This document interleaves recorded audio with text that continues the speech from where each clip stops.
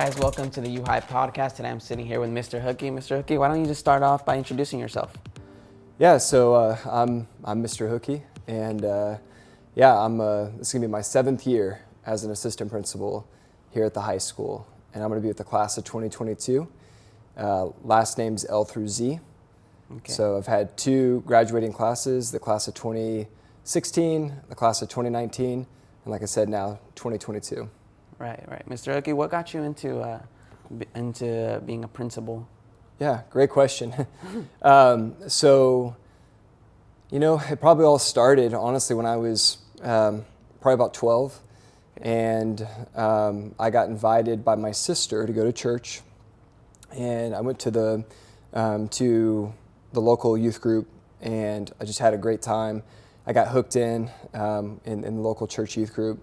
And then from that point on, I just had a lot of mentors in my life. So, at that age, you're so accustomed to older guys, kind of they're not very friendly or not nice or whatever. And then all of a sudden I had all these older guys who were pouring into me and just had a huge impact on my life. So that's probably where it started. Right. And then when I was in college, I as a side job, I was a substitute teacher.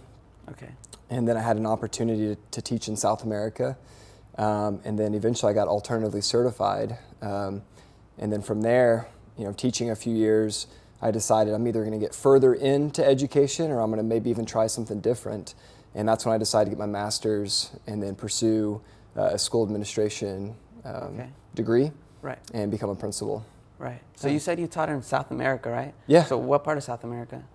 In Chile. Chile. Yeah, in Chile. So So you know some Spanish? Some Español, yeah. Really? Un poco, yeah.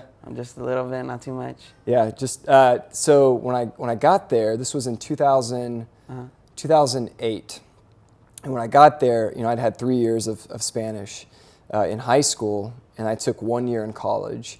So needless to say, my Spanish was not that great, and not only that, I was in Chile, and they speak a certain dialect down there, so I had a hard time understanding. But I was there for a full year, so I was fully immersed in the culture. I had to learn to survive, more or less, and I taught in a public school down there. And when I got back, I told everyone I was conversational, so I could speak enough to understand others, to communicate what I wanted, and so it serves me well here at Union. So if I ask you a question in Spanish, do you think you can answer it? Yeah, sure. ¿Cómo te gustó Chile? Bueno, muchísimo. Pasé un año allá en Chile y aprendí mucho de español, de la cultura de los chilenos y de los países hispanos. Me gustó muchísimo.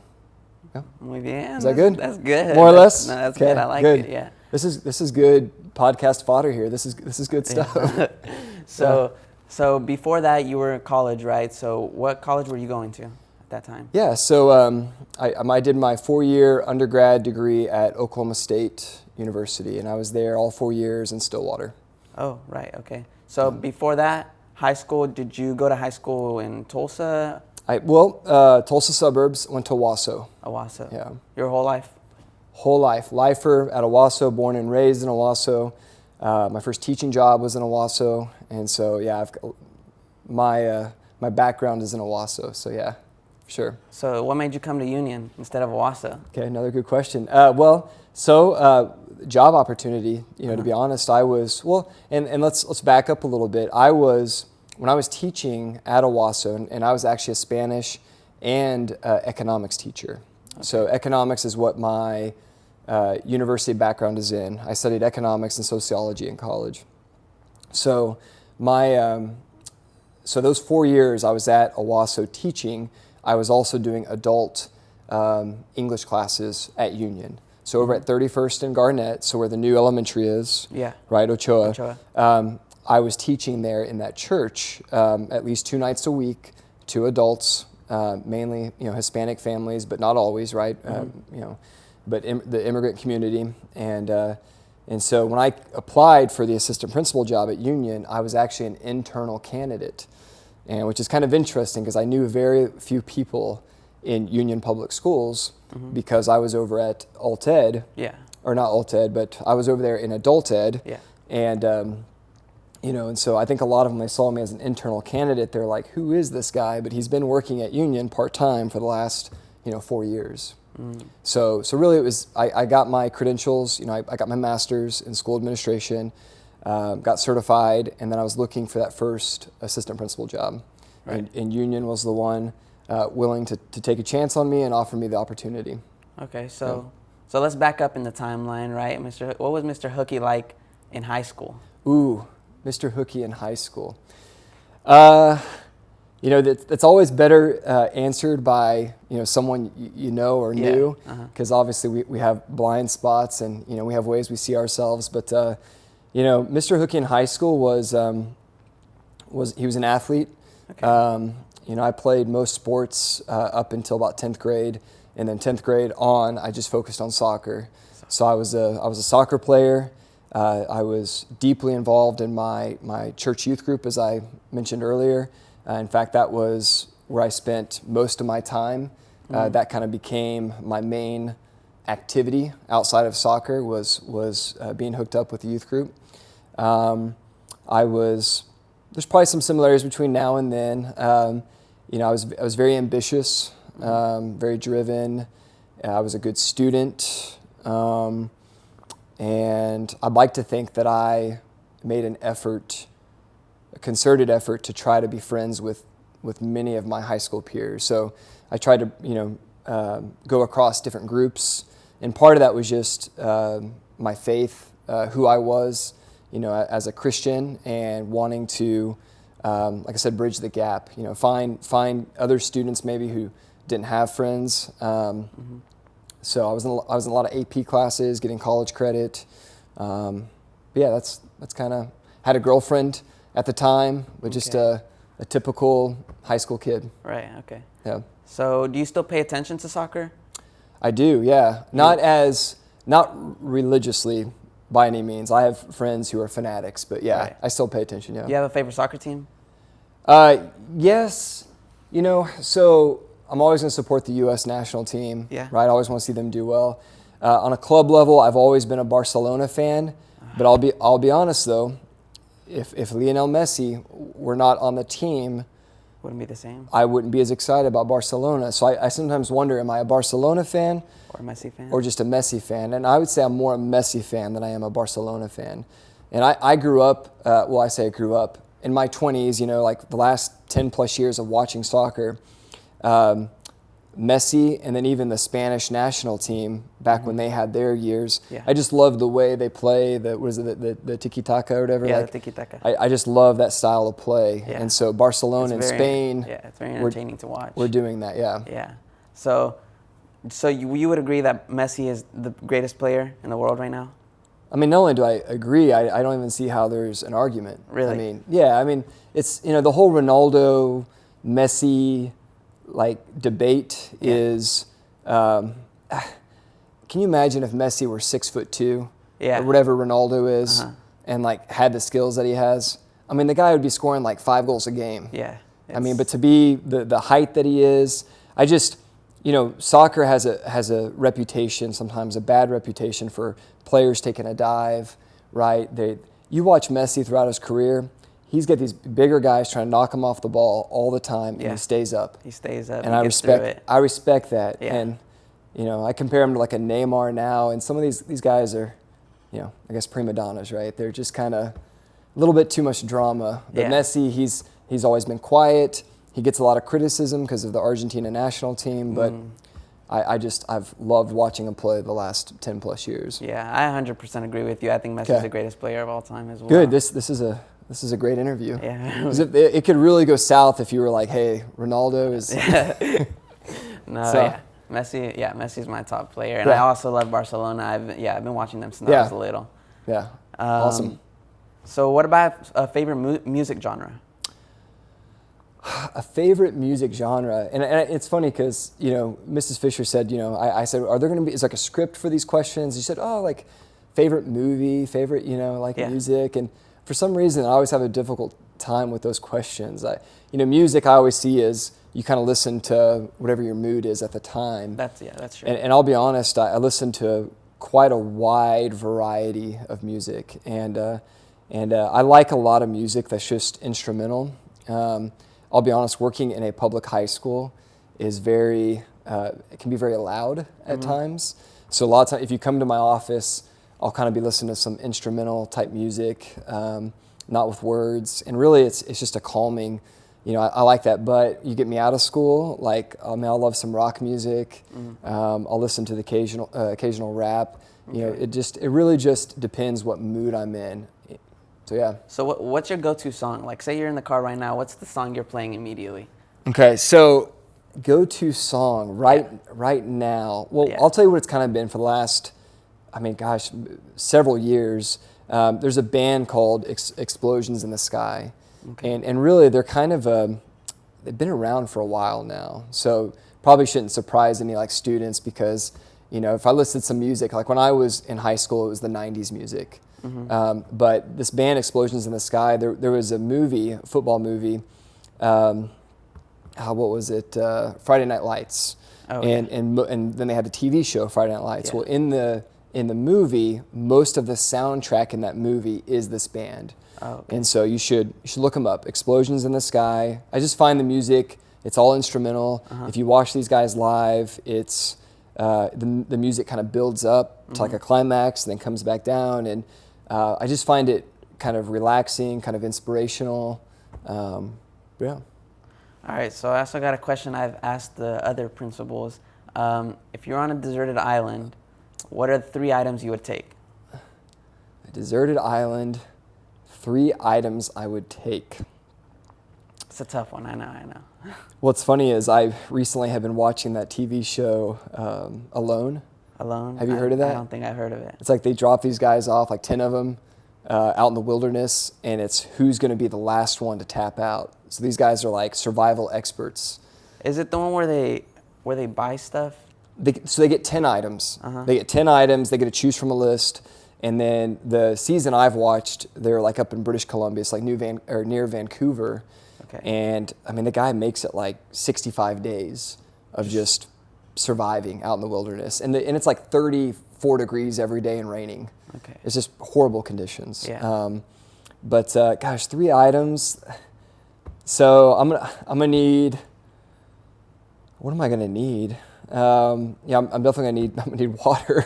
Yeah. So I'm gonna need something to, some sort of water system, water purifier just so I can survive, and then maybe like a fishing pole or something so I can go catch, or like a nice net. Yeah. And then maybe like a fire starter or something, because I'm gonna need to survive with those 3 items. Yeah. So those are pretty good choices. Yeah, right, as much as I'd like to have, my iPhone, it's probably not going to serve me too well out there.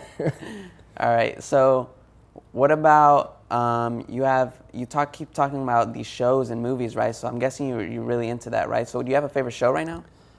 Favorite show right now, really just anything I can watch with my wife. I'll be honest, I don't watch a ton of TV. Just pretty busy. We've been watching, it's kind of a show that's been out a while, but Parenthood. Okay. And like I said, that's been out. The show may even be over. I don't even know if they're still doing new seasons, but we're like on season 2 of it and watching it. And it appeals to us because, we've got a couple of kids. Right. And like I said, if I can spend some time with my wife watching something, I'd rather do that than, just go watch my own show. So Parenthood's what I've been watching. I was watching that show Alone recently, but I finished the season, so I'm done with that.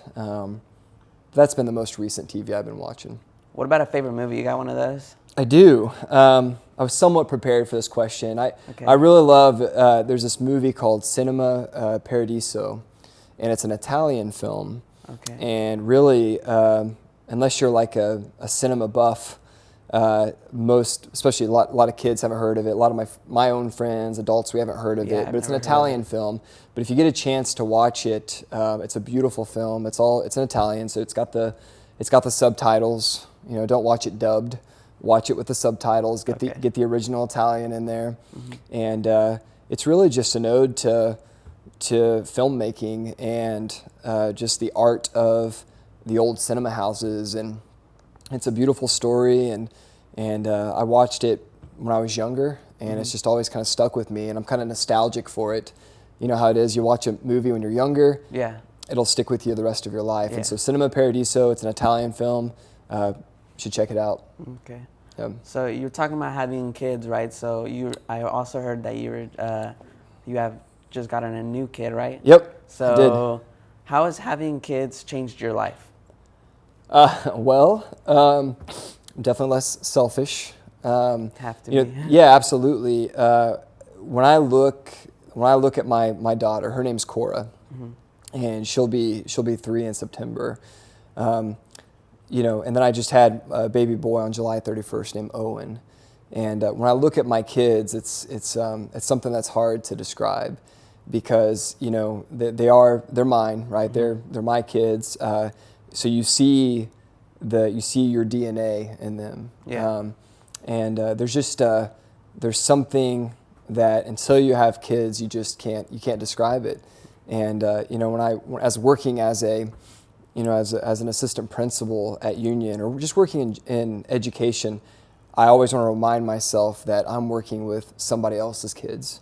Yeah. And no matter what the situation is at home, when you were born and your parents looked at you, that was like the most amazing moment in their life, no matter what's happened since then. Because when I saw, we didn't know the gender of my son that was just born, nor did we know the gender of my daughter. And just being able to look at my wife and saying, hey, we're having a daughter, we're having a son, it's pretty special. Right. So you said, how does it change your life? It changes everything. You're no longer living for just yourself or whatever ambitions you have. You're living for your kids, for their lives.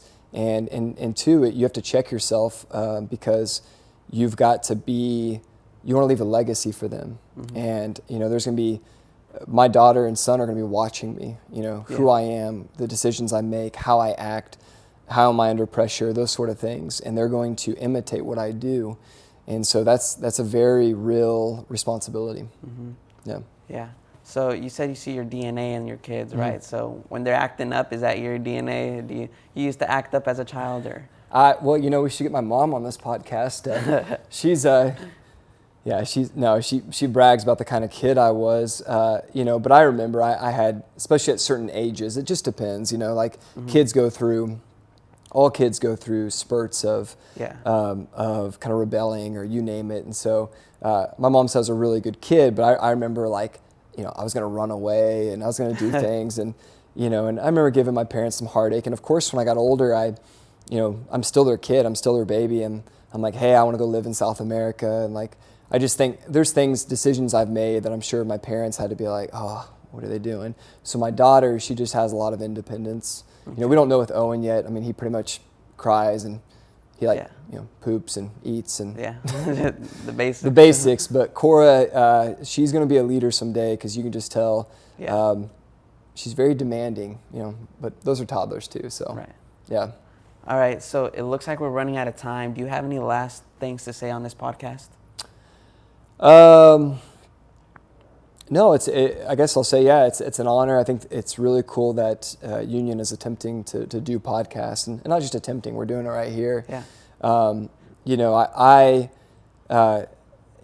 have so many kids come into my office, and I try to connect with them, and I want to know their stories, and I want to share a little bit of myself with them, but I understand that sometimes we may not relate with one another, but I think hearing each other's stories and obviously this has been a very positive podcast, but there's tough times there too, and so you just want your students to know, hey, I'm not just a principal, I'm not just, I know you guys see me kind of that way at times, but hey, I'm a father, I'm a fan of soccer, Messi, I was a kid once too, and a lot of the same hopes and dreams and fears that you guys have at your age, I had those same things at your age. And so that's something I'd want to share. If we have other kids listening to this that, get to know the adults, we've been through some stuff, and we have some wisdom, but we can relate with maybe some of your hopes and fears and dreams that you had at your age.